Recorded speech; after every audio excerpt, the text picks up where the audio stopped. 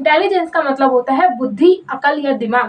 भाई दिमाग कैसे? कई बार हम लोग बुद्धि इंटेलिजेंस के सेंस में दिमाग शब्द का उपयोग कर लेते हैं, लेकिन दिमाग जो होता है प्रॉपर एक ऑर्गन होता है हमारी ह्यूमन बॉडी का, और वो सब में प्रेजेंट होता है। कई बार हम बोल देते हैं कि तेरे में अकल नहीं है, तेरे में बुद्धि नहीं है, अकल से पैदल आदमी क्या करेगा, ऐसा करके जो है हम लोग को सुनने में मिल जाता है। हम अपने आसपास देखते हैं कि अकल से संबंधित, बुद्धि से संबंधित, इंटेलिजेंस से संबंधित बहुत सारे मुहावरे जो है वो प्रचलन में है, जैसे कि अकल का अंधा, अकल से पैदल, अकल के दुश्मन, अकल पे पत्थर पड़ा है क्या, विनाशकाले विपरीत बुद्धि। ऐसे जो है बहुत सारे मुहावरे हमारी अकल के बारे में, बुद्धि के बारे में जो है बनाए गए हैं। तो क्या आज हम मुहावरे पढ़ने के लिए आए हैं? जी नहीं, सीटेट के एग्जाम में जो है आप लोगों से मुहावरे बिल्कुल भी नहीं पूछे जाते हैं, और पूछे जाते भी हैं तो वो हम जो है हिंदी की क्लास में पढ़ेंगे। आज हमारी सीडीपी की क्लास होने वाली है। जय हिंद शिक्षक साथियों, कैसे हैं आप सभी? आप सभी का बहुत बहुत स्वागत है आज के इस लेटेस्ट वीडियो में। उम्मीद करती हूँ कि आप सभी स्वस्थ होंगे, मस्त होंगे, जबरदस्त होंगे और पूरी ईमानदारी से अपनी सीटेट की तैयारी को कर रहे होंगे और पूरे जोश से जो है अपनी तैयारी में लगे होंगे, बिना कोई लापरवाही किए और बिना कोई गलती किए। सही दिशा में अगर आप तैयारी करोगे तो एग्जाम आपका निकलना तो जो है वो निश्चित है। आज जो है आप लोगों की सीडीपी की चौथी क्लास होने वाली है। हमारी सीडीपी की 3 क्लासेस हो चुकी है, जिसमें कि हमने अपने पहले और बहुत ही महत्वपूर्ण टॉपिक ग्रोथ एंड डेवलपमेंट, वृद्धि और विकास को जो है अपनी 3 क्लासेस में कंप्लीट किया है, जिसमें हमने वृद्धि और विकास के बारे में जो है बहुत गहराई से जो है चर्चा की है। बहुत ही विस्तृत चर्चा जो है उन क्लासेस में हुई है। आपने पहले की 3 क्लासेस नहीं देखी है तो प्लीज आप जाके देख लीजिए, ताकि आपका जो वृद्धि और विकास वाला जो टॉपिक है वो क्लियर हो पाए। तो आइए बात करते हैं आज की क्लास के बारे में। तो आज जो है आपकी सीडीपी की चौथी क्लास होने वाली है, जिसमें कि हम लोग बात करने वाले हैं आप लोगों के बहुत ही महत्वपूर्ण और दूसरे टॉपिक इंटेलिजेंस के बारे में। इंटेलिजेंस का मतलब होता है बुद्धि। बुद्धि के बारे में भी कुछ वाक्य तो अभी हमने देखे कि क्या थे। तो ऐसे बहुत सारे जो है मुहावरे हमारे यहाँ पे बने हुए हैं। तो ये बुद्धि होती क्या है, ये अकल क्या होती है, ये इंटेलिजेंस क्या होती है, इसके बारे में जो है आज की इस वीडियो में हम बात करने वाले हैं। और एक बात की कई बार हम बोल देते हैं तेरे में बिल्कुल अकल नहीं है, बिल्कुल दिमाग नहीं है, एक नंबर का गधा है। तो भाई देखो, गधा अलग चीज होती है, दिमाग नहीं है ये एक अलग बात होती है। हम सब इसको मिला करके बोल देते हैं जब हमको किसी को कोसना होता है, जब किसी को हमको जो है दोष देना होता है। ठीक है, तो गधा क्या होता है? गधा एक जानवर होता है, हमको उसको वहीं तक रखना चाहिए। ठीक है, अब बात कर लेते हैं कि क्या किसी में बिल्कुल भी अकल नहीं है। इस चीज का भी जो है पता लगाने की बात जो है कही गई थी। भाई सीडीपी में हमको एक से एक मनोवैज्ञानिक मिलेंगे जिन्होंने कई सारे ऐसे काम किए हैं जो कि सुन के हम लोग को हंसी भी आती है। इन लोग की बहस हमेशा हर बात के ऊपर चलती रहती है, कई बार सतत असत्य के ऊपर, तो कई बार कॉन्टिन्यूटी और डिसकॉन्टिन्यूटी के ऊपर, तो कभी स्टैटिक और डायनेमिक के ऊपर, तो कभी हेरिडिटी और एनवायरनमेंट के ऊपर। तो ये जो कॉन्ट्रेडिक्शन है ये सब चलते रहते हैं। तो आज की क्लास में कुछ ऐसा होगा कि मेरी पहली बात जो है दूसरी बात का विरोध करेगी, तो उसको भी जो है हमको समझने का प्रयास करना है। भाई जो बात मैं यहाँ पे आपको बताने वाली हूँ तो वो बात मैंने तो नहीं बोली है, वो बात क्या है कि आपको आपके साइकोलॉजिस्ट ने बताई है, उसको केवल मैं आपको समझाने का जो है प्रयास करूंगी। ठीक है भाई, अब बात कर लेते हैं कि बुद्धि और इंटेलिजेंस क्या होती है। तो बुद्धि के जो है बहुत सारी विशेषताएं होती है, गुण होते हैं, उनके बारे में, बुद्धि के मूल्यांकन के बारे में, आईक्यू के बारे में आज की इस वीडियो में हम लोग बात करने वाले हैं। तो आइए जानते हैं सबसे पहले कि बुद्धि क्या होती है। देखिए साथियों, अगर हम बात करते हैं कि बुद्धि क्या होती है, तो बुद्धि का अगर हम एक वाक्य में जवाब देना चाहें तो बुद्धि क्या होती है? किसी भी व्यक्ति की मानसिक क्षमता होती है। क्या होती है? मानसिक क्षमता होती है। कौन सी मानसिक क्षमता होती है? तो बुद्धि किसी भी व्यक्ति में पाई जाने वाली ऐसी मानसिक क्षमता होती है जो कि क्या करती है? उस व्यक्ति को अवधारणा के निर्माण, अवधारणा को समझने, उसके ऊपर चिंतन करने, उससे संबंधित कल्पना करने में, उससे संबंधित तर्क वितर्क करने में जो है हेल्प करती है। मतलब ये है कि बुद्धि किसी भी मनुष्य में पाई जाने वाली ऐसी मानसिक क्षमता है जिसके माध्यम से व्यक्ति क्या करता है? इमेजिनेशन करता है, क्रिएटिविटी करता है, लॉजिक लगाता है, थिंकिंग करता है, कॉन्सेप्ट बिल्डिंग करता है, कॉन्सेप्ट को जो है याद रख पाता है। ये सारी चीजें जो है एक व्यक्ति कर पाता है, किससे? उसमें पाई जाने वाली मानसिक क्षमता से, और वही मानसिक क्षमता कहलाती है आपकी बुद्धि, मतलब इंटेलिजेंस। अगर हम इंग्लिश में देखना चाहें तो क्या होगा इसका भाई कि intelligence is a mental capability, with the help of this mental capability a person can think, imagine and solve the problems and adapt many things a man can do with the help of intelligence है। I hope कि आप समझे होंगे कि बुद्धि क्या होती है। अब बात कर लेते हैं कि बुद्धि की विशेषताओं के बारे में, कि बुद्धि की क्या विशेषताएं होती है, क्या गुण बुद्धि में जो है पाए जाते हैं। देखिए भाई, पहली चीज तो मैंने आपको ये बताई कि बुद्धि जो है क्या है, एक क्षमता है, एक कैपेबिलिटी है ना। तो बुद्धि एक क्या है, आप में पाई जाने वाली क्षमता है जिसकी मदद से आप जो है बहुत सारे काम करते हो। या फिर हम इसको बोल सकते हैं कि बुद्धि एक ऐसी मानसिक क्षमता है जिसकी मदद से एक व्यक्ति क्या करता है भाई, अपने जो विभिन्न कार्य होते हैं उनको संपादित करने का काम कर पाता है। देखिए भाई, उसके बाद में हमने देखे थे कि बुद्धि में क्या करते हो, आप चिंतन करते हो। इसका मतलब बुद्धि की प्रकृति कैसी होती है, चिंतनशील होती है। बुद्धि में आप क्या करते हो, चिंतन करते हो। भाई चिंतन क्या होता है, तो जब हम किसी भी प्रॉब्लम के बारे में, किसी भी कॉन्सेप्ट के बारे में, किसी अवधारणा के बारे में जब हम क्या करते हैं, गहराई से सोचते हैं, उसके बारे में जो है जानने का प्रयास करते हैं, तो ये चीज क्या कहलाती है, उस चीज के ऊपर चिंतन करना कहलाती है। किसी चीज के ऊपर गहराई से सोचना, उसके गुणों का अध्ययन करना, और अगर वो कोई समस्या है तो उसके समाधान की ओर जाना। तो चिंतन जो है, चिंतन ऐसी प्रक्रिया है जो क्या करती है, समस्या से समाधान की ओर जो है हमको ले जाने का काम करती है। भाई कैसे, जैसे आप लोगों के सामने अभी सबसे बड़ी समस्या क्या है भाई, एग्जाम पास करना है। कौन सा एग्जाम, सीटेट का। सीटेट का एग्जाम पास करना है, एक समस्या आ गई, इसका समाधान आपको करना है। तो आप क्या करोगे, समस्या के ऊपर चिंतन करोगे कि नहीं करोगे, चिंतन करोगे ना भाई। कि सीटेट का एग्जाम पास करने के लिए क्या करना पड़ेगा, सबसे पहले फॉर्म डालना पड़ेगा, फिर हमको पढ़ाई करनी पड़ेगी, सिलेबस निकालना पड़ेगा। तो ये सब क्या कर रहे हो, आप उस समस्या के बारे में चिंतन कर रहे हो। तो उस चीज के बारे में आप पहले जानकारी ले रहे हो कि नहीं ले रहे हो, चीज के बारे में आपने जानकारी लिए, फिर सोचे कि चलो भाई अब पढ़ लेते हैं। तो फिर आपने जो है सीडीपी को सर्च किया, आपके सामने मेरी या किसी और की क्लास सामने आई, आपने उसको देखा, चीजों को समझा, अच्छे से पढ़ाई की और जाके एग्जाम में बैठे और एग्जाम को पास कर लिया। तो ये जो है एक प्रोसेस रहा कि भाई आपके सामने सीटेट को पास करना एक समस्या थी जिसके बारे में आपने जाने, सोचे, उसके बारे में जानकारी इकट्ठा किए, गहराई से सोचे, उसके लिए आपने कुछ कदम भी उठाए। तो ये जो चीज आपने की, ये क्या कहलाया, चिंतन कहलाया। आपकी समस्या के ऊपर किया गया चिंतन। तो ये चिंतन आपने किसकी हेल्प से किए, बुद्धि की हेल्प से किए कि नहीं किए। आप में अकल है तभी तो किए ना। बिना बुद्धि के आप कर लोगे भला, बिना बुद्धि के आप चिंतन कर सकते हो, क्या बात है। मुझे पता है कि बिना बुद्धि के आप चिंतन नहीं कर सकते, है ना। अगर कोई कर सकता है तो कमेंट में बताइए कि आपके पास बुद्धि नहीं है फिर भी आप चिंतन कर पा रहे हो, ठीक है। भैया इसका पहला गुण था कि बुद्धि कैसी होती है, चिंतनशील होती है। बुद्धि का जो दूसरा गुण आता है वो होता है इमेजिनेशन। इमेजिनेशन का मतलब होता है कल्पना। तो बुद्धि में क्या होती है, कल्पना होती है। देखो भाई, कल्पना क्या होती है, तो कल्पना ऐसे कॉन्सेप्ट होते हैं, ऐसी अवधारणाएं होती है, ऐसे विचार होते हैं जो क्या करते हैं, केवल आपके दिमाग में आते हैं, जो कि पहले कभी भी घटित नहीं हुआ था, जो कि आपने कभी देखे नहीं, कभी अनुभव नहीं किया, और वो चीज आपके दिमाग में आ जाती है। तो वो चीज क्या कहलाती है, आपकी कल्पना कहलाती है। मैं देखिए, कल्पना जो है एक बहुत ही महत्वपूर्ण चीज है। बिना कल्पना के कोई भी आविष्कार जो है वो संभव नहीं है। सोच लो कि भाई कि ग्राहम बेल ने नहीं सोचा होगा कि मैं एक जगह पर रह करके जो है कहीं और पे अपनी वाइफ से बात कर लूं, तो अभी जो है ऐसे बात करना संभव हो पाता क्या। ये भाई किसका नतीजा हुआ, कल्पना का नतीजा हुआ कि नहीं। ये कल्पना किसने की, ग्राहम बेल ने की। अब उसी कल्पना को जो है आगे बढ़ाया, उस कल्पना के बारे में फिर किसी और ने कल्पना कर ली कि भाई चलो मोबाइल फोन बनाया जाए, टेलीफोन लेके जाने में दिक्कत होती है। तो ये सारी जो चीजें हैं, ये क्या हुआ, कल्पना हुई, है ना। तो जो कल्पना होती है वो भी क्या होती है, बहुत महत्वपूर्ण होती है। तो इसीलिए क्या है कि कल्पना करनी चाहिए। कल्पना आप ऐसे नहीं कर सकते ना, कल्पना भी जो है आप कैसे करते हो, इंटेलिजेंस की हेल्प से करते हो, बुद्धि से करते हो, है ना। कि कल्पना करने के लिए भी आपको क्या चाहिए होती है, बुद्धि चाहिए होती है। भाई आप में अकल होगी तभी ना कल्पना करोगे।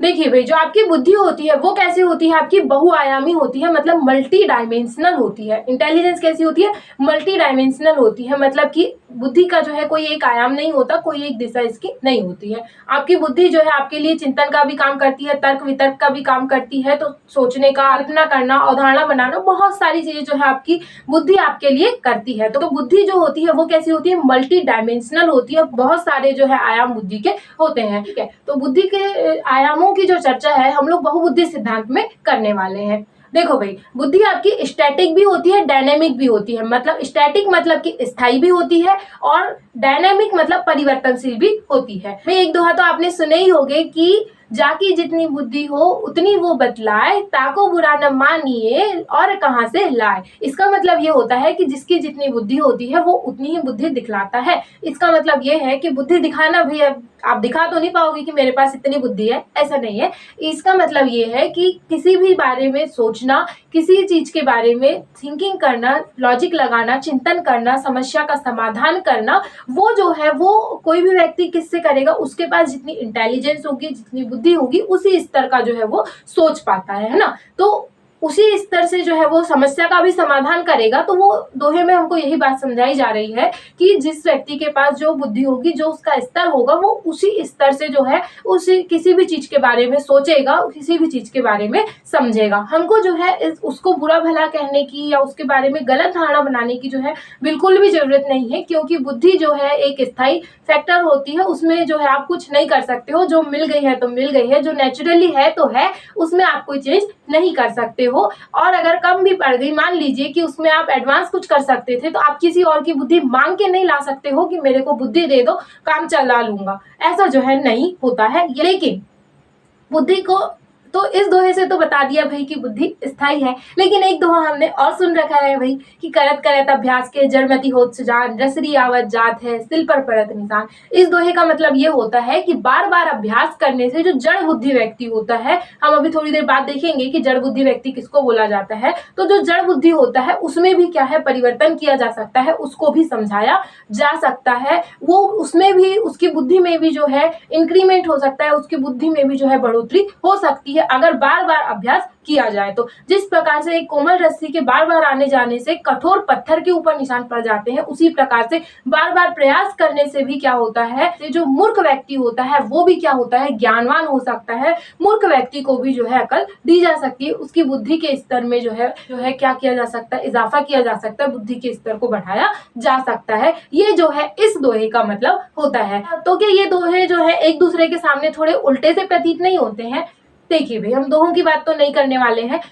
अब आ जाते हैं अपने कॉन्सेप्ट के ऊपर कि बुद्धि जो है आपकी परिवर्तनशील भी होती है और स्थायी भी होती है। पहले वाले में हमने देखे कि जो मिल गई वो मिल गई, हम उसमें कुछ नहीं कर सकते, कहीं और से जो है बुद्धि खरीद के नहीं ला सकते। लेकिन दूसरे वाले में देखे कि प्रयास से जो है सब संभव है। प्रयास अगर हम करते हैं तो जड़मति व्यक्ति भी, मतलब कि बेवकूफ व्यक्ति भी क्या हो सकता है, थोड़ा इंटेलिजेंस बन सकता है, थोड़ी बुद्धि का विकास उसमें भी किया जा सकता है। ठीक है, अब हमको किसकी बात माननी है? एग्जाम में अगर हमारे पास ऑप्शन आ जाता है कि स्थायी और अस्थायी दोनों होती है, स्टैटिक और डायनेमिक दोनों होती है, तो अपने को दोनों पे निशान लगा देना है, कोई एक की तरफ हमको नहीं जाना है। ठीक है, मैंने आपको शुरुआत में ही बताई कि सीडीपी में क्या होता है, हम किसी भी एक चीज को सही मान के नहीं चल सकते, हमको सभी मनोवैज्ञानिकों को पढ़ना होता है, सभी के तर्कों को समझना पड़ता है और उसके बाद अपना तर्क लगा करके एग्जाम में आंसर देना पड़ता है। ठीक है, देखिए भाई, सीटेट इतना ज्यादा टफ तो है नहीं, लेकिन हमको जब तक हम अपना लॉजिक उसमें नहीं लगाएंगे ना, तब तक पास तो बिल्कुल भी नहीं हो सकते। तो हमको क्या करना है भाई, मनोवैज्ञानिकों के तर्कों को पढ़ना है, उनको समझना है और उसके बाद अपना तर्क उसमें लगाना है, तब जाके हम पास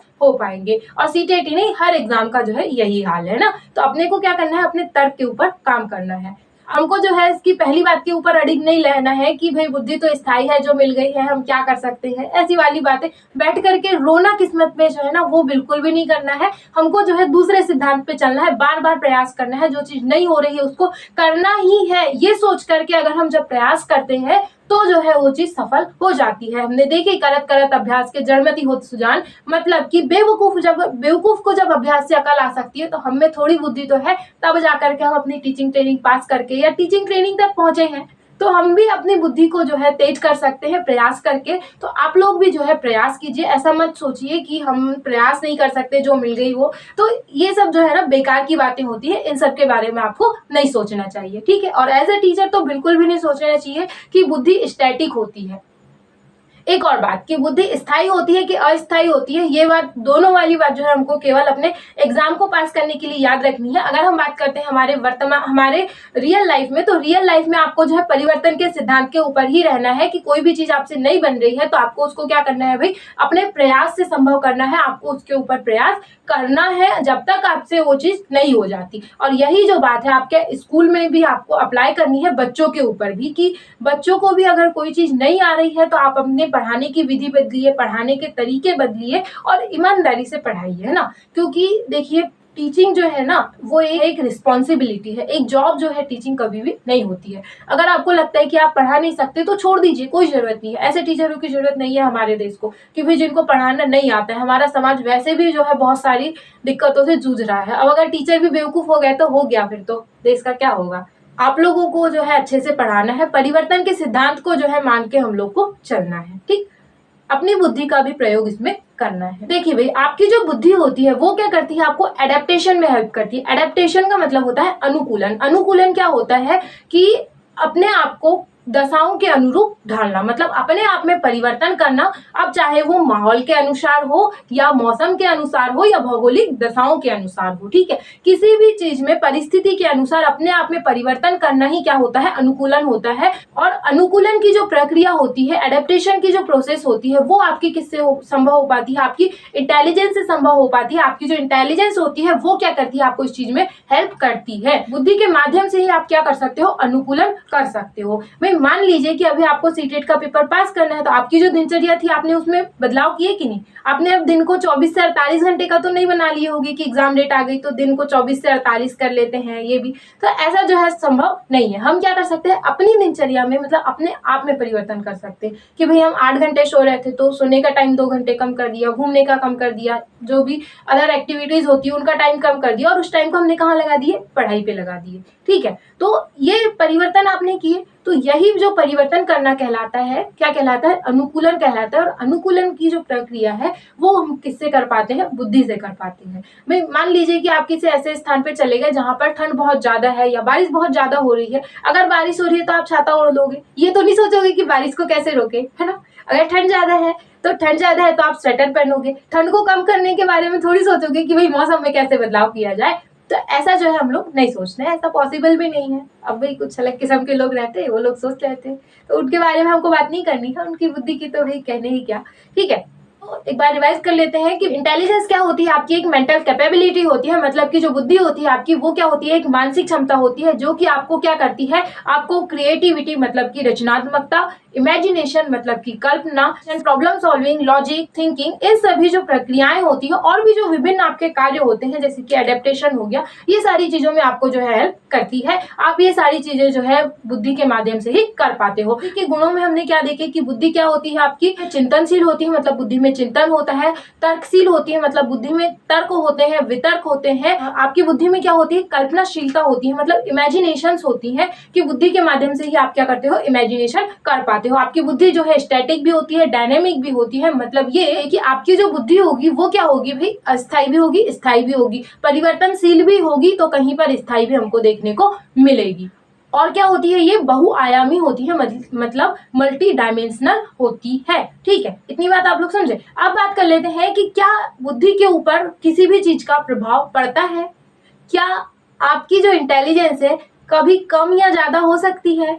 क्या आपकी इंटेलिजेंस में किसी भी चीज का कोई ऐसा रोल है जो कि उसमें परिवर्तन कर दे। तो जी हाँ, ऐसे 2 फैक्टर्स होते हैं जिससे आपकी जो इंटेलिजेंस होती है, आपकी जो एबिलिटीज होती है वो क्या होती है, उससे इफेक्ट होती है। पहला जो फैक्टर है वो है आपका आनुवंशिकता मतलब हेरिडिटी, और दूसरा जो आपका कारक है वो है आपका पर्यावरण मतलब इन्वायरमेंट। पहली बात करते हैं अपन हेरिडिटी की। तो अपन ने देखे बहुत सारे लोग ऐसे होते हैं, क्या करते हैं ये कि बहुत ज्यादा तेज सोच पाते हैं, बहुत ही आसानी से चीजों को समझ लेते हैं, ऐसे कॉन्सेप्ट बनाते हैं जो कि बिल्कुल यूनिक होते हैं, हम सपने में ना सोच पाए वैसी चीज वो लोग सोच लेते हैं और कर भी लेते हैं वही। तो ये चीज कहाँ से आती है, तो इसमें जो है एक फैक्टर क्या होता है, उनकी हेरिडिटी का होता है। अगर एक बात आप ध्यान से अवलोकन करोगे तो आप ये चीज पाओगे कि जो भी ऐसा कर पा रहा है तो उसके जो माता पिता होंगे भाई, उनकी भी जो मेंटल एबिलिटी होगी, उनकी जो इंटेलिजेंस होगी वो भी क्या होगी, अच्छी होगी। किसी में अगर हमको कोई गुण देखने को मिल रहा है, कोई स्पेशलिटी अगर देखने को मिल रही है,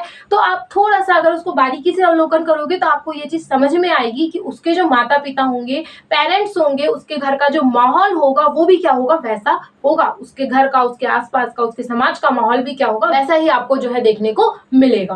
भाई हम बात कर रहे हैं हेरिडिटी की, तो क्या होगा, अगर माता पिता की इंटेलिजेंस अच्छी है, उनका मानसिक स्तर अच्छा है, वो अच्छा स्तर का सोच पाते हैं, तो इस बात की पॉसिबिलिटी ज्यादा है कि उनका जो बेबी होगा, उनका जो बच्चा होगा वो भी क्या होगा, अच्छे से सोच पाएगा। उसकी भी जो मेंटल एबिलिटी होगी वो भी क्या होगी, हाई होगी। ऐसा जो है हमको कहीं भी देखने को नहीं मिलेगा कि माता पिता बहुत इंटेलिजेंट है और बच्चा एकदम बेवकूफ है, मूर्ख है, ऐसा जो है नहीं होता है। या फिर ऐसा देखने को नहीं मिलेगा कि माता पिता का मानसिक स्तर जो है कम है, उनका जो IQ है कम है और बच्चा जो है बहुत ज्यादा अच्छा हो गया है, बहुत ज्यादा अच्छा सोच पा रहा है, उसका मानसिक स्तर जो है बहुत ज्यादा हाई है, बहुत ज्यादा जो है उसका मानसिक स्तर जो है कैसा है, बहुत ज्यादा ऊंचा है। ऐसा जो है सिचुएशन आपको बहुत कम देखने को मिलेगी। ऐसा जो है 1-2 केसेस में, रेयर केस में हो जाता है।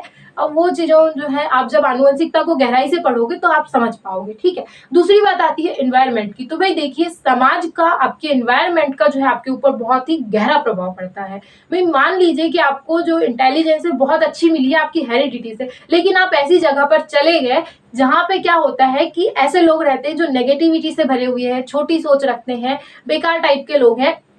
अगर आप ऐसे समाज में रहते हो, ऐसी जगह में अगर रहते हो, तो आपकी जो अच्छी इंटेलिजेंस है ना, उसका स्तर भी कम हो जाएगा। उसमें वृद्धि तो नहीं होगी, लेकिन कम भी, बहुत ज्यादा कम देखने को नहीं मिलेगा। लेकिन आप भी क्या करोगे भाई, लो आईक्यू वाले लोगों के जैसे जो है सोचना शुरू कर दोगे। तो आप लोगों को इन चीजों से बचने का जो है प्रयास करना चाहिए, ठीक है। अब बात कर लेते हैं, कोई ऐसे वातावरण में रहता है जहाँ का जो है, जहाँ के लोगों का आईक्यू अच्छा है, सकारात्मक सोच रखते हैं, बढ़िया से जो है बातचीत वहाँ पर मतलब हर चीज के ऊपर जो है वहाँ डिस्कशन होता है, लॉजिक लगाए जाते हैं, थिंकिंग होती है, इमेजिनेशन होती है। ये सारी प्रक्रियाएं अगर उस समाज में होती है, उस पर्यावरण में होती है, उस वातावरण में होती है, तो क्या होगा कि एक लो आईक्यू वाला भी जो व्यक्ति है, उसके भी बिहेवियर में, उसकी भी जो इंटेलिजेंस होगी, उसका जो मानसिक स्तर होगा, उसमें भी जो है आपको क्या है कि उसमें भी जो है आपको क्या देखने को मिलेगी, बढ़ोतरी देखने को मिलेगी। उसका भी जो इंटेलिजेंस लेवल है वो भी क्या होगा, हाई हो जाएगा। एकदम से हाई तो नहीं होगा, लेकिन क्या होगा, जो अगर वो 1 लेवल पे है तो 2 लेवल पे तो चले ही जाएगा। 0.5 का जो है चेंज एटलीस्ट आपको देखने को मिलेगा। लेकिन अगर आप नेगेटिविटी में अगर रहते हो तो अच्छा आईक्यू भी जो है ना आपका वो माइनस में, मतलब 0.5 माइनस जरूर जाएगा, ठीक है। क्योंकि नकारात्मक समाज में क्या होता है कि अगर आप 2 कदम अच्छा सीख रहे हो, 2 कदम अच्छा आगे बढ़ रहे हो, तो क्या होगा, आपका जो नकारात्मक समाज होगा ना, जहाँ पे जो है विशेष प्रकार के लोग रहते हैं, जिनके समझाना जो है, बिल्कुल लो आईक्यू वाले जो लोग रहते हैं, उनको जो है समझाना बहुत मुश्किल होता है। तो वो लोग क्या करेंगे, आप 2 कदम आगे बढ़ोगे, आपको 4 कदम पीछे खींचने वाले लोग रहते हैं ऐसे समाज में। तो इससे जो है आप लोगों को सावधान रहना चाहिए। आप लोग भी वही अपने आसपास अवलोकन कीजिए कि अगर आप ऐसी जगह पे रहते हो तो कोशिश कीजिए इनसे अफेक्ट ना हो, ठीक। तो ये जो है इन्वायरमेंट और हेरिडिटी का जो है आपकी बुद्धि के ऊपर, आपकी इंटेलिजेंस के ऊपर जो है प्रभाव इस प्रकार से पड़ता है। आई होप कि आप जो है बुद्धि के ऊपर पर्यावरण के और हेरिडिटी के प्रभाव को समझे होंगे। देखिए भाई, आपकी जो इंटेलिजेंस होती है, आपकी जो बुद्धि होती है, वो क्या होती है कि आपकी हेरिडिटी और आपके एनवायरनमेंट दोनों की ही जटिल प्रक्रियाओं का, मतलब कॉम्प्लेक्स जो प्रोसेस होती है, उनका क्या होती है, रिजल्ट होती है, परिणाम होती है, ठीक है। आपने जो आपकी हेरिडिटी से जो आपको मिला है 50%, 50% जो इन्वायरमेंट से मिला है, दोनों को मिला के जो 100% होता है, वो आपकी इंटेलिजेंस होती है, वो आपकी बुद्धि होती है, ठीक है। तो आपकी जो बुद्धि है, आपकी जो पर्सनैलिटी, आपका जो व्यक्तित्व है, वो क्या है भाई, आपकी हेरिडिटी और इन्वायरमेंट दोनों के ही 50-50% कॉम्बिनेशन से बना हुआ जो है 100% बना हुआ एक कॉम्प्लेक्स प्रोडक्ट है। एक कॉम्प्लेक्स जो है वो चीज बन गई है, ठीक है। आपकी हेरिडिटी और इन्वायरमेंट दोनों की ही प्रोसेस से जो है आपकी बुद्धि का, इंटेलिजेंस का निर्माण हुआ है, और इन दोनों का जो है आपके ऊपर गहरा प्रभाव पड़ता है। देखिए भाई, अभी थोड़ी देर पहले हमने बात की थी कि बुद्धि को जो है अपन 2-4 किलो किसी से मांग के नहीं ला सकते हैं, लेकिन क्या बुद्धि को मापना संभव है? क्या इंटेलिजेंस का मापन किया जा सकता है? क्या हम ये पता लगा सकते हैं कि इसमें जो है इतनी बुद्धि है, इसमें ये इतनी अकल है, 2 किलो अकल इसमें है, 4 लीटर इसमें अकल है? ऐसा पता लगा सकते हैं क्या? भाई सोचने में तो हंसी आती है, लेकिन हमारे बाल विकास में ऐसे भी लोग हुए हैं जिन्होंने क्या किया है, बुद्धि को मापने का प्रयास किया है। भाई अगर आपने नोटिस किया हो तो हम एक टर्म है जो कि बार बार यूज कर रहे हैं, आईक्यू। जब मैं बुद्धि के ऊपर आपको इन्वायरमेंट का प्रभाव समझा रही थी, तब मैं एक टर्म यूज कर रही थी, आईक्यू। भाई आईक्यू क्या होता है? तो वो वही चीज है बुद्धि को नापने की कि भाई किसमें कितनी बुद्धि है, तो वो किस स्तर में आएगा, ठीक है। तो अब बात कर लेते हैं आईक्यू के बारे में, जो कि एक बहुत ही ज्यादा महत्वपूर्ण कॉन्सेप्ट है, बहुत ही ज्यादा पूछा जाने वाला कॉन्सेप्ट है। आपको हर टीचिंग एग्जाम में जो है ये देखने को मिल जाएगा। इसमें भी क्या होता है, इससे रिलेटेड न्यूमेरिकल आता है। सोचिए आपके बाल विकास के पेपर में आपसे न्यूमेरिकल पूछा जाता है। भाई गणित में तो पूछे ना पूछे, न्यूमेरिकल इससे रिलेटेड आपको टेट एग्जाम में देखने को मिल जाएगा। आप पीवाईक्यू उठा करके देखना कि आपको किसी की मेंटल एज दी रहेगी, क्रोनोलॉजिकल एज दी रहेगी, और पूछ लेगा कि इसका आईक्यू क्या है बताओ, या फिर ये जड़ बुद्धि है, मूर्ख बुद्धि है, औसत है, क्या है बताओ। ऐसे जो है सवाल आपको देखने को मिल जाएंगे आपके पीवाईक्यू में। आइए बात करते हैं अब आईक्यू के बारे में, मतलब कि इंटेलिजेंस कोशेंट के बारे में। लेकिन उसके पहले हम बात कर लेते हैं कि बुद्धि का मूल्यांकन की जो बात है वो किसने बोली थी, कब बोली थी, और आईक्यू का जो फॉर्मूला है जिससे हमको आईक्यू निकालने को बोला जाता है, वो हम तक कैसे पहुंचा था। भाई इससे सवाल कई बार देखने को मिल भी जाता है और नहीं भी मिलता है। देखिए भाई, अगर हम आईक्यू की बात करते हैं तो आईक्यू क्या होती है? आईक्यू ऐसी टर्म होती है जो किसी व्यक्ति के मानसिक स्तर को जानने के लिए जो है जिसका उपयोग हम करते हैं। हैं, किसी व्यक्ति के मानसिक स्तर के लिए क्या किए गए हैं, कुछ मानक बना दिए गए हैं, कुछ बातें हमको बता दी गई है कि किसी व्यक्ति का अगर IQ इससे लेकर के इसके बीच में है तो वो व्यक्ति का जो मानसिक स्तर होगा वो इतना होगा, ठीक है। लेकिन इसके बारे में जानने से पहले हम ये जानते हैं कि ये जो IQ का कॉन्सेप्ट है वो कहाँ से आया है, किसने दिया है, इसकी जो है शुरुआत कहाँ से हुई थी। तो भाई सबसे पहले बात कर लेते हैं उन महान लोगों के बारे में जिन्होंने सबसे पहले सोचा था कि भाई हम बुद्धि को भी माप लेंगे, बुद्धि का भी जो है हम लोग स्तर पता लगा लेंगे और बता देंगे कि कोई भी व्यक्ति जो है उसमें कितनी बुद्धि है, उसमें कितनी क्षमता है तर्क करने की, वितर्क करने की, रचनात्मकता की, ये सारी जो मानसिक क्षमताओं के बारे में है उन्होंने बात कही थी, ठीक है। अगर हम बात करते हैं बुद्धि के मूल्यांकन के बारे में, किसी भी चीज का मापन करने का मतलब क्या होता है, उस चीज का मूल्यांकन करना। तो देखिए बुद्धि का जो मूल्यांकन है, बुद्धि के मूल्यांकन की बात जो है सबसे पहले कही थी 1905 में है अल्फ्रेड बिने और साइमन साहब। साइमन और अल्फ्रेड बिने ने क्या किया था, 1905 में जो है इंटेलिजेंस टेस्ट, बुद्धि परीक्षण की जो है बात कही थी और इन्होंने अपने सबसे पहला परीक्षण जो है 1905 में ही दिया था। उसके बाद जो है इन दोनों ने ही क्या किया, मेंटल एज का कॉन्सेप्ट दिया 1908 में और उसके बाद में 1912 में जो है विलियम स्टर्न साहब आए, इन्होंने क्या किया, इनके मेंटल एज का जो कॉन्सेप्ट था उसका यूज किया और एक IQ का फॉर्मूला दिया था। 1912 में विलियम स्टर्न ने तो IQ का फॉर्मूला दिए थे, लेकिन हम लोग जो अभी IQ का फॉर्मूला पढ़ते हैं वो विलियम स्टर्न ने नहीं दिया था बल्कि 1916 में टर्मन ने दिया था। तो हम लोग अभी जो फॉर्मूला पढ़ते हैं, हम लोगों से जो फॉर्मूला पूछा जाता है वो होता है आपका 1916 में दिया हुआ टर्मन का फॉर्मूला। तो टर्मन क्या किया था भाई कि IQ का जो फॉर्मूला 1912 में स्टर्न ने दिया था उसी को इन्होंने क्या किया भाई, मॉडिफाई किया, उसी को जो है रिवाइज करके दिया। टर्मन ने जो फॉर्मूला दिया था वो था आपका IQ is equal to mental age upon chronological age into 100। IQ मतलब होता है इंटेलिजेंस कोशेंट और intelligence quotient is equal to mental age मतलब मानसिक आयु अपॉन क्रोनोलॉजिकल एज मतलब वास्तविक आयु इनटू 100 मतलब गुणित 100।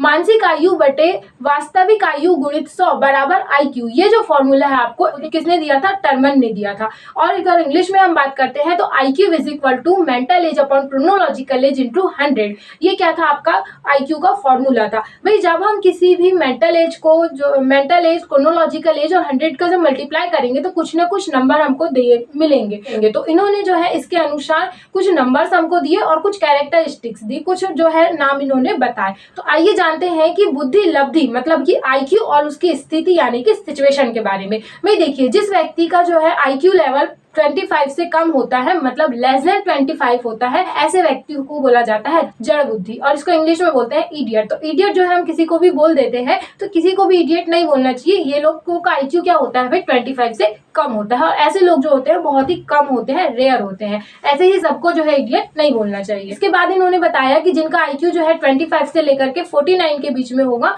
मतलब कि 25 से लेकर 49 के बीच में, तो ऐसे लोगों को बोला जाएगा मूढ़ बुद्धि, ठीक है। बाद इन्होंने बताया कि जिन लोगों का IQ जो है 50 से लेकर के 69 मतलब 50 से लेकर के 69 के बीच में होगा, उन लोगों को बोला जाएगा मूर्ख बुद्धि। मतलब ऐसे लोग क्या होंगे, मूर्ख होंगे, बेवकूफ होंगे। उसके बाद इन्होंने बताया कि ऐसे लोग जिनका IQ जो है 70 से लेकर 89 मतलब 70 से लेकर के 79 के बीच में होता है, ऐसे लोगों को बोला जाता है मंद बुद्धि। इसके बाद इन्होंने बताया कि ऐसे लोग जिनका IQ जो है वो क्या होता है 80 से लेकर के 89 मतलब कि 80 से लेकर के 89 के बीच में जिन लोगों का IQ होता है वो होते हैं औसत से कम मतलब बिलो एवरेज। तो बिलो एवरेज जो लोग होते हैं, इन लोग क्या होते हैं, एवरेज मतलब नॉर्मल जो लोग दिखते हैं उन्हीं के जैसे होते हैं, लेकिन उनसे भी जो इनकी जो क्षमताएं होती है, जो बुद्धि लब्धि होती है वो क्या होती है, कम होती है, ठीक है। इसके बाद इन्होंने बताया कि 90 से लेकर के 109 IQ के बीच के जो लोग होते हैं, इन लोग कैसे होते हैं, औसत लोग होते हैं। मतलब नॉर्मली जो IQ आपको देखने को मिलेगा, ऐसा व्यक्ति जो सामान्य रूप से चीजों को सोच पा रहा है, समझ पा रहा है, एक्शन कर पा रहा है, कॉन्सेप्ट धारणाएं बना पा रहा है, कॉन्सेप्ट जो है बिल्डिंग कर पा रहा है, तो ऐसे व्यक्ति क्या होंगे भी नॉर्मली कर पा रहे हैं, तो उनका IQ क्या होगा 90 से लेकर के 109 मतलब 90 से लेकर के 109 के बीच में होगा। भाई बिलो एवरेज हमने देखे कि 89 से लेकर के 80 के बीच में जो है जो व्यक्ति रहता है वो क्या रहता है, बिलो एवरेज रहता है, मतलब कि औसत से कम रहता है। औसत क्या हो गया 90 से लेकर के 109 तक, और 109 से लेकर के 119 के बीच में जिन लोगों का IQ होता है वो क्या होते हैं भाई, औसत से थोड़े ऊपर होते हैं। एवरेज जो बनाए हमने किसको बनाए, 90 से लेकर के 109 तक के, 109 से लेकर 119 के बीच में जो व्यक्ति होगा वो क्या होगा आपका औसत जो व्यक्ति होते हैं उनसे थोड़ा सा ज्यादा आपको जो है चिंतनशील देखने को मिलेगा, थोड़ा सा ज्यादा लॉजिकल देखने को मिलेगा। उनका जो मानसिक स्तर होगा वो क्या होगा, उनसे थोड़ा सा ज्यादा जो है आपको देखने को मिलेगा, ठीक है। उसके बाद इन्होंने बताया कि ऐसा व्यक्ति भी जिसका IQ 120 से लेकर के 129 के बीच में होता है, ऐसे जो बालक होते होते हैं, ऐसे जो व्यक्ति होते हैं वो क्या होते हैं, तीव्र बुद्धि वाले होते हैं। तीव्र बुद्धि मतलब ये कि सामान्य से थोड़े ऊपर वाले हो गए, उससे भी जो है थोड़ा सा ज्यादा ये सोच पाएंगे, लेकिन ये प्रतिभाशाली बालकों में नहीं आएंगे ना। बाद इन्होंने बताया कि 130 से लेकर के 139 तक के जो लोग होंगे वो कैसे होंगे, प्रखर बुद्धि वाले होंगे। उनकी जो बुद्धि होगी वो क्या होगी, थोड़ी सी ज्यादा होगी। भाई देखिए, औसत के ऊपर से जो बुद्धि का स्तर है वो क्या होगा, बढ़ता चला जाएगा, और औसत के नीचे से जो बुद्धि का स्तर है वो क्या होगा, कम होता चला जाएगा। इसके बाद इन्होंने लास्ट टर्म दी कि ऐसा व्यक्ति जिसका आईक्यू जो है 140 के ऊपर है, 140 के ऊपर अब कितना भी हो सकता है, तो ऐसे जो लोग हैं वो किस में आते हैं, आपके प्रतिभाशाली लोगों में आते हैं। ऐसे लोगों को बोला जाता है गिफ्टेड लोग, ठीक है। और ऐसे बच्चों को क्या बोला जाता है, गिफ्टेड चाइल्ड्स बोला जाता है। प्रतिभाशाली बालक ऐसे बच्चे जो है कहलाते हैं। इन लोगों का आईक्यू जो है क्या होता है, 140 के ऊपर होता है। इन लोगों में जो है सोचने की जो क्षमता होती है वो क्या होती है, नॉर्मल लोगों से बहुत ज्यादा होती है, बहुत ज्यादा लॉजिकल होते हैं, बहुत ज्यादा तेज होते हैं। इनके जो है स्पेशल अपनी कैरेक्टरिस्टिक्स पाई जाती है, ठीक है। तो आपको भाई एक बात याद रखनी है कि जो आपकी आईक्यू की टेबल है वो कहाँ से स्टार्ट होती है, आपकी 25 से होती है। भाई कि जिसका आईक्यू 25 से कम है वो व्यक्ति कैसे होगा, जड़ बुद्धि होगा, है ना। उसके बाद में जो है आपको सारे नाम याद रखने पड़ेंगे कि भाई इसके ऊपर से कहाँ तक कि किसकी जो है क्या लिमिट रखी गई है, ठीक। लेकिन मेनली आप लोगों से पूछा जाता है एवरेज, बिलो एवरेज, अबो एवरेज और प्रतिभाशाली बालक, और एक जो जड़ बुद्धि जहां से आईक्यू टेबल स्टार्ट होती है वो चीज आपको याद रखनी है। एवरेज याद रखना है, बिलो एवरेज याद रखना है, अबो एवरेज याद रखना है, और एक चीज क्या याद रखनी है भाई आपको, जो आपके गिफ्टेड चाइल्ड्स होते हैं, मतलब कि सबसे ज्यादा जो आपको दिया है। तो आपको कितनी चीजें याद रखनी है भाई, सबसे ज्यादा, सबसे कम, एवरेज, एवरेज से ऊपर, एवरेज से नीचे। इतनी चीज अगर आप याद रख लोगे, इनके नाम जो है आपको याद रखने पड़ेंगे। यही जो है मेनली आपको देखने को मिलते हैं आपके एग्जाम्स में। इतनी बात आप लोग समझे। आई होप कि आप समझे होंगे भाई कि आपकी जो आईक्यू होती है वो क्या होती है, कैसे जो है इसमें व्यक्तियों का वर्गीकरण जो है इसमें किया गया है, ठीक है। तो ऐसे बालकों के भी जो गुण है वो आपको देखने को मिल जाएंगे। आप जब देखोगे तो समझ जाओगे कि कौन सा बच्चा जड़ बुद्धि है, कौन सा मूर्ख है, कौन सा मंद बुद्धि है, कौन सा जो है आपका एवरेज वाला, एवरेज बच्चा कौन सा है, बिलो एवरेज कौन सा है, अबो एवरेज कौन सा है, प्रतिभाशाली कौन सा है, प्रखर बुद्धि कौन सा है, तीव्र बुद्धि कौन सा है। ये सारी चीजें जब आप बालकों को देखोगे और जब आपका अनुभव बढ़ेगा तो वो चीजें जो है आप देख के समझ जाओगे। तो भाई आप लोगों से क्या पूछा जाता है, आपको जो है उनकी क्रोनोलॉजिकल एज और मेंटल एज दे दी जाती है क्वेश्चन में, और उसका जो है आईक्यू का फॉर्मूला से, आईक्यू का जो फॉर्मूला है अप्लाई करके आपको उसकी एज निकालना पड़ता है,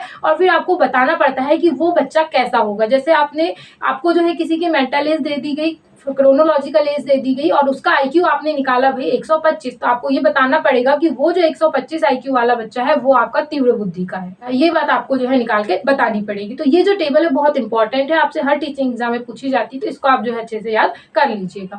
ये था आपका आईक्यू का कॉन्सेप्ट। आई होप कि आपको आईक्यू का कॉन्सेप्ट समझ में आया होगा। अब बात कर लेते हैं हम लोग प्रतिभाशाली बालकों के बारे में। देखिए भाई, प्रतिभाशाली बालक जो है आपका एक अलग से चैप्टर दिया गया है, लेकिन हम उसको यहीं पे कंबाइन करके पढ़ ले रहे हैं, क्योंकि इनके बारे में जो है बहुत सारी बातें तो हम अभी तक पढ़ चुके, थोड़ा सा और पढ़ना है तो उसको हम यहीं पढ़ लेते हैं, अलग से क्यों पढ़ना भाई। देखिए, प्रतिभाशाली बालक क्या होते हैं, इनमें मैंने आपको बताया कि ये नॉर्मल से तो क्या होंगे कि बहुत तेज आपको देखने को मिलेंगे। इनमें क्या होगा, हर काम को जो है ये क्या करेंगे, बहुत ज्यादा लॉजिकली करेंगे। इनमें लॉजिक बहुत ज्यादा देखने को मिलेगा। इनका जो सेल्फ कॉन्फिडेंस होता है वो क्या होता है, बहुत हाई होता है। एवरेज लोगों से हाई कॉन्फिडेंस जो है आपको इनमें देखने को मिलेगा। इनकी बातें जो है आपको लॉजिकल होंगी। इनमें जो है ना हाई क्रिएटिविटी पाई जाती है। ये कैसे होते हैं, बहुत ज्यादा रचनात्मकता इनमें देखने को मिलती है। बहुत ज्यादा जो है ये लोग यूनिक टाइप से जो है चीजों को सोच पाते हैं और चीजों को समझ पाते हैं, ठीक है। भाई इनमें क्या होगा कि आपको जो है सेल्फ एफिशिएंसी जो है वो बहुत हाई देखने को मिलेगी। एवरेज बच्चे की जो सेल्फ एफिशिएंसी है, सेल्फ कॉन्फिडेंस है, लॉजिकल है, वो सब आपको कम देखने को मिलेगा। लेकिन गिफ्टेड चाइल्ड में क्या होगा भाई, क्रिएटिविटी हो, इमेजिनेशन पावर हो, या प्रॉब्लम सॉल्विंग स्किल्स हो, लॉजिकल थिंकिंग हो, आपकी सेल्फ एफिशिएंसी हो, सेल्फ कॉन्फिडेंस हो, सेल्फ स्टीम हो, ये सारी चीजें जो है आपको बहुत ज्यादा देखने को मिलेगी कि उसकी सेल्फ एफिशिएंसी हाई होगी, सेल्फ कॉन्फिडेंस हाई होगा, रचनात्मकता, क्रिएटिविटी जो है बहुत ज्यादा आपको देखने को मिलेगी। इनके बिहेवियर में आपको नयापन देखने को मिलेगा। इनका जो मेंटल प्रोसेस होता है, मानसिक प्रक्रिया होती है, वो क्या होती है, बहुत हाई होती है। मतलब हाई मेंटल प्रोसेस देखने को मिलता है और कॉम्प्लेक्स होता है। एक साथ बहुत सारी चीजों के बारे में जो है ये लोग सोच लेते हैं। और अगर किसी चीज के बारे में अगर इनको जानना है, इनमें जो है ना किसी चीज के बारे में अगर जानना है तो उसको जो है ये जान करके रहते हैं। इनमें आपको हाई क्यूरियोसिटी, मतलब बहुत ज्यादा जिज्ञासा देखने को मिलेगी। भाई इनको क्या है कि इनको जो है स्पेशल टास्क की जरूरत पड़ती है, स्पेशल ट्रेनिंग की जरूरत पड़ती है, जो कि नॉर्मली स्कूल में जो है पूरी नहीं की जा सकती। इनकी आवश्यकताओं की जो पूर्ति है नॉर्मल स्कूल में जो है नहीं होती है। इनको जो है स्कूल से स्पेशल सपोर्ट की जरूरत पड़ती है, जो कि स्कूल से नहीं मिल पाता है। तो साथियों, ये था हमारा बुद्धि का कॉन्सेप्ट। आई होप कि आपको बुद्धि के कॉन्सेप्ट, बुद्धि की विशेषताएं का कॉन्सेप्ट और IQ की टेबल जो है समझ में आई होगी। आई होप कि आपको वीडियो पसंद आई है। Thanks for watching friends.